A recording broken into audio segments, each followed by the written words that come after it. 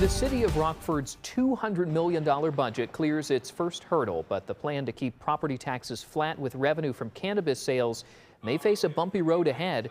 A city council committee approved a balanced budget for Rockford's next fiscal year. WIFR's Nathaniel Langley learns not everyone's sold on how the multi-million-dollar deficit will be avoided. Daniel, City Council found itself stuck in the weeds debating whether or not the cannabis sales tax should fix the budget. Some call it a broken promise to the underserved. Others feel there's a compromise ready to keep everyone happy. We want to make sure that we're presenting a plan that does the most good for the most people. The City of Rockford's first 2026 budget proposal avoided a $3.7 million deficit by repurposing the cannabis sales tax. The budget presentation sparked a number of conversations with aldermen. In a compromise, $2.6 million collected from the weed tax will plug the deficit. Its future revenue won't be touched. It was originally established to reinvest in communities disproportionately impacted by the war on drugs. Some leaders on council and in the community shared concerns for redirecting any of the cannabis fund.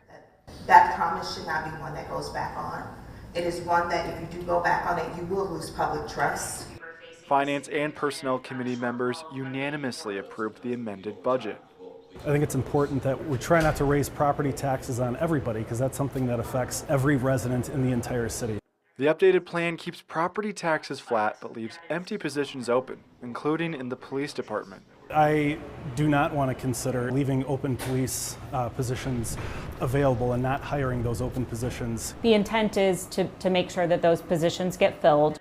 The finance director describes the budget as City Hall tightening its belt. It gives us a chance to be very intentional and thoughtful about how and when we fill those positions. The cannabis tax raises around $850,000 each year for the city. Unless council changes its purpose, it currently funds the Regrow grant to support the underserved.